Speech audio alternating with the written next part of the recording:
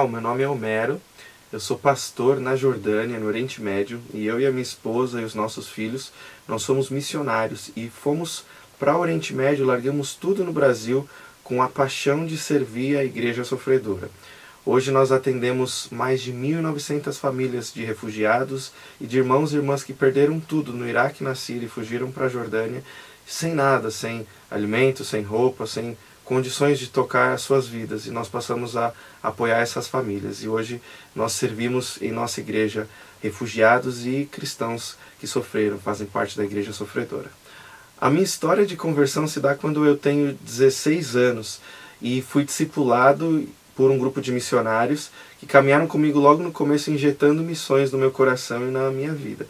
Desde então eu compartilhava a minha história em escolas, dando testemunho do que Deus tinha feito, a mudança que Ele tinha realizado em minha vida, e assim, já desde os 16 anos, comecei a me envolver com missões. Trabalhava com missões urbanas, evangelizando em comunidades carentes em São Paulo e por todo o Brasil, e depois fui convidado para trabalhar em uma organização internacional missionária, onde eu pude então rodar pelo Brasil e rodar pelo mundo, servindo cristãos perseguidos, distribuindo Bíblias em lugares fechados e apoiando órfãos e viúvas e participando de diferentes ações que aquela organização realizava. Então ali nasceu no coração da minha esposa e no meu coração o desejo de, quem sabe, ir para um país fechado e apoiar a igreja sofredora estando lado a lado com ela. Então a nossa história começa assim, com 16 anos de idade, já evangelizando para Jesus, e hoje então entrando em países fechados e apoiando a igreja sofredora. Recentemente estouraram nos diferentes países do Oriente Médio crises que levaram à queda de presidentes e que levaram a transformações sociais em toda a região. Isso gerou a maior crise de refugiados da história. Eu tive o privilégio de, em 2013, estar na fronteira da Síria com a Jordânia, numa viagem de curto prazo, e participar da evangelização que estava sendo realizada ali na fronteira com refugiados. Foi uma experiência única que mudou a minha história e deu o clique para que eu e minha família então largássemos tudo no Brasil e fôssemos então servir no Oriente Médio refugiados. Hoje ainda existe muito preconceito quando você trata de refugiados.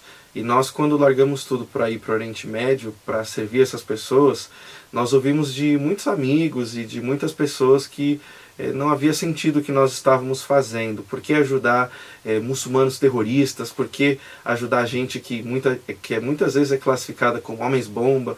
Tem gente que chega no Brasil, refugiados sírios, e são maltratados e sofrem por causa disso. Então, quando nós decidimos ir para o campo, nós sofremos um pouco de discriminação de algumas pessoas pelo tipo de ministério, de projeto que nós iríamos realizar. Também nós estamos numa situação de risco muitas vezes quando servimos essas pessoas em lugares de conflito, como o fazemos no Iraque. Lá nós estamos plantando uma igreja entre refugiados que voltaram para os seus lares na zona de guerra, nos arredores de Mossul, que era uma das maiores cidades do Iraque, que havia sido tomada pelo Estado Islâmico, e o local é extremamente perigoso. Então nós muitas vezes nos colocamos em risco, muitas vezes nós sentimos medo por estar na zona de conflito, muitas vezes pensamos na nossa família que ficou no Brasil ou até nos nossos filhos, mas ao mesmo tempo temos uma convicção muito forte de que estamos fazendo a vontade de Deus e temos visto os frutos. Nós fomos para o Oriente Médio porque é um momento oportuno, e servir nesse momento refugiados também faz parte do que Deus quer realizar nesse momento. Ele ama a viúva, o órfão, e Ele ama o estrangeiro. Então nós temos dia a dia visto a graça de Deus sobre a vida dessas pessoas. Muitos têm se entregue para Jesus. Nós batizamos dezenas e dezenas de refugiados, e isso nos move, nos dá certeza para estarmos lá e realizar o ministério que a gente desenvolve. Eu sou pastor em uma igreja na Jordânia, e nós então decidimos tornar nossa igreja relevante para a comunidade. Por isso, começamos diferentes projetos para atender os refugiados e apoiar jordanianos, egípcios que viviam ao redor da nossa igreja e no nosso vilarejo. Nós pegamos a sala das crianças e abrimos uma clínica odontológica pregamos o escritório pastoral e transformamos numa clínica médica. Depois, uma terceira sala da igreja virou um salão de atendimento de acupuntura. Aí a gente fez uma pesquisa com a comunidade, além de fazer toda a ajuda humanitária, de distribuir cestas básicas e de criar um sistema de evangelização e de discipulado nas casas com essas famílias, nós passamos também a atendê-los na área de educação, porque foi um pedido que eles fizeram por meio de uma pesquisa. Então, abrimos um centro comunitário, com um projeto para crianças, que é o Rahua Kids, que é um jardim de infância e uma mini escola com aulas de música, de informática, de matemática, de computação, ciências sociais, reciclagem, artesanato, jardinagem. As crianças têm muitas atividades recreativas, futebol, e aí a gente trabalha com crianças de 4 até 14 anos de idade. É uma mini escola e um jardim de infância. Aí nós abrimos um projeto de reciclagem, que é o Recriar. Então, colhemos móveis usados que foram jogados fora, estão nas ruas, reformamos esses móveis e doamos para os refugiados. Abrimos uma escolinha de futebol, que é o projeto Tocar de Futebol. Hoje tem 110 crianças sendo atendidas nesse projeto, com diferentes níveis de ensino de futebol. Formamos diferentes equipes e até temos campeonatos já sendo realizados, tanto com uma liga que começamos para garotos, como uma liga agora que está iniciando para garotas. Nós também começamos um projeto com mulheres, que é o Gera Mais. Por meio desse projeto, nós provemos renda para as famílias, porque as mulheres desenvolvem peças de artesanato, de corte e costura, de crochê, e aí então nós revendemos essas peças para o Brasil, diferentes lugares do mundo, e elas partiram do lucro, mas também elas têm sua dignidade restaurada. Nós damos aulas de maquiagem e nós temos diferentes atividades com elas para fortalecer essas mulheres. Atendemos mulheres que são cristãs e mulheres que são muçulmanas, e assim evangelizamos e discipulamos essas refugiadas e algumas outras que são da comunidade, sejam jordanianas ou egípcias. Nós abrimos uma guest house para receber voluntários, é como se fosse um hostel, um pequeno hotel, e nós recebemos gente do mundo todo para apoiar a Igreja Sofredora e servir os refugiados. Hoje nós conseguimos receber até 44 pessoas na casa, e a gente já recebeu voluntários do mundo todo. Até criamos um evento que se chama Semana Missionária, Missions Week, que no ano de 2017 recebeu 80 voluntários de diferentes lugares do mundo, 17 nações servindo lado a lado com os árabes, a Igreja Sofredora e os refugiados.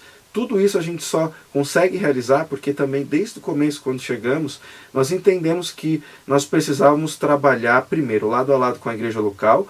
Então nós usamos os próprios refugiados. O nosso dentista na clínica, ele é refugiado, a sua assistente é refugiada, os professores do nosso centro comunitário são refugiados também. A gente foi usando os árabes e montando uma equipe, discipulando, batizando e caminhando lado a lado com esses árabes. Hoje nós temos 17 árabes tempo integral no ministério, mas também Deus nos deu uma equipe dos sonhos, de missionários que vieram de diferentes lugares do Brasil para se unir ao nosso ministério e junto conosco servir a Igreja Sofredora e usar dessa oportunidade única que Deus nos dá agora de ministrar para esses refugiados que vieram da Síria, do Iraque, que antes não tinham oportunidade de ouvir o que hoje eles têm ouvido. Deus está levantando uma geração no Brasil de jovens e de homens e mulheres de Deus que já tem feito a diferença no Brasil, mas que Ele quer que eles possam ir para as nações. Durante anos, muitas pessoas disseram que o Brasil era o celeiro das nações e que muitos missionários iriam sair da nossa nação para todo mundo afora. De fato, isso tem acontecido. Há uma geração que tem ido para os confins, seja na China, seja na África, seja no Oriente Médio, na Europa. Deus tem levantado, mas Ele certamente está levantando muitos outros. E existem desafios e alguns passos que eu acredito que são necessários para aqueles que se sentem chamados por Deus para participarem da obra missionária a nível transcultural. Eu acredito que é muito importante que, assim como a minha família, esses jovens que Deus está levantando tomem a decisão de, primeiro, se envolverem com sua igreja local e começarem a realizar o que Deus os chamou a fazer já no âmbito da igreja local. Ninguém que se diz eu quero ser missionário na África vai chegar na África fazendo um trabalho missionário sem antes pregar o evangelho na sua rua, na sua escola, na faculdade, no seu contexto aqui no Brasil. também é importante que a igreja participe desse processo, acompanhando os jovens e esses irmãos e irmãs que querem ir para as nações, dando o preparo que eles precisam, seja missiológico, seja teológico, seja de discipulado, de fortalecimento, para que então, quando chegarem os desafios lá na frente, no contexto transcultural, de um choque cultural, ou dos desafios do ministério, ou quem sabe até perseguição, assim como nós enfrentamos hoje, e graças a Deus sentimos que estamos prontos para isso, isso só aconteceu graças ao preparo que tivemos, ao apoio que tivemos da nossa igreja. E isso é muito importante, que pastores e as igrejas se envolvam nessa caminhada. Terceiro ponto que para mim é muito importante é que os missionários sejam enviados por uma organização missionária. As instituições para-eclesiásticas hoje, missionárias no Brasil, têm desenvolvido um trabalho fantástico de suporte, de apoio, para que missionários possam estar em diferentes contextos no Brasil e fora do Brasil. É importante ter uma instituição que apoie, que dê o embasamento, que dê, em momentos de emergência, é importante que haja uma organização por trás e que possa dar o suporte. Vou contar um exemplo. A minha esposa passou por uma situação muito difícil, teve que fazer uma cirurgia urgente. Isso, a gente não tinha o dinheiro e a gente estava numa situação desesperadora, mas a gente conseguiu enfrentar aquilo porque tanto a organização que nós servimos quanto a igreja que nós estamos vinculados no Brasil nos apoiaram e estiveram conosco nesse momento tão difícil. Então, é importante que cada um de vocês que está assistindo esse vídeo, que se sente chamado por Deus para participar da obra missionária e para ir para as nações, vocês se envolvam com a sua igreja, façam a obra hoje, que a sua igreja dê o preparo e os instrumentos necessários para ir para o campo. E por fim, se envolva com as organizações missionárias brasileiras. Existem tantas aí hoje fazendo um trabalho fantástico. Choque cultural e adaptação cultural é um processo que todos os missionários eles têm que enfrentar quando eles vão para o campo. No nosso caso, nós fomos para o Oriente Médio e nós moramos na Jordânia e trabalhamos em toda a região. Isso significa que o primeiro desafio para nós era o do aprendizado do árabe. Nós ainda estamos aprendendo o idioma, apesar de eu pastorear uma igreja árabe, eu tenho que usar intérprete para pregar a palavra nos cultos dominicais ou nos outros cultos que eu ministro, e isso sempre entristece um pouco o coração do pastor que quer trazer a mensagem para a igreja de uma maneira que alcance seu coração. Só que o idioma árabe é um idioma difícil, por mais que nós já estamos há alguns anos servindo na região, eu, por exemplo, ainda enfrento dificuldade para pregar de púlpito no idioma do árabe. Consigo viajar, ter reuniões, consigo fazer o ministério do dia a dia no idioma, mas eu sinto o desejo de pregar a palavra em árabe no púlpito e eu ainda não consigo. E a minha esposa também teve um choque cultural muito grande por causa dos desafios de ser uma mulher num contexto árabe patriarcal, num mundo muçulmano machista e que muitas vezes é opressor e abusivo para as mulheres. Muitas vezes ela sofreu discriminação de pessoas, muitas vezes pessoas fizeram coisas muito ruins na rua, de mexer com ela, ou de abuso, porque ela é mulher e é ocidental, e num contexto de maioria islâmica ela não usa o véu, e ela sofreu muito por causa disso em muitos momentos. Então, o choque cultural ele acontece, todo missionário tem que enfrentar, e eu desafio você que está assistindo esse vídeo a orar por minha família para que a gente consiga passar por esse momento também, que dura por muitos e muitos anos até que a gente esteja completamente adaptado. No nosso contexto no Oriente Médio, pregar o Evangelho é muito arriscado. Por exemplo, no país onde eu pastoreio uma igreja, que é a Jordânia, nós temos restrições. Eu não posso distribuir literatura abertamente, eu não posso pregar para muçulmanos publicamente, e nós sempre vivemos debaixo do risco de, enquanto evangelizamos, de talvez sermos presos e deportados e termos que enfrentar situações difíceis com a polícia e com o governo.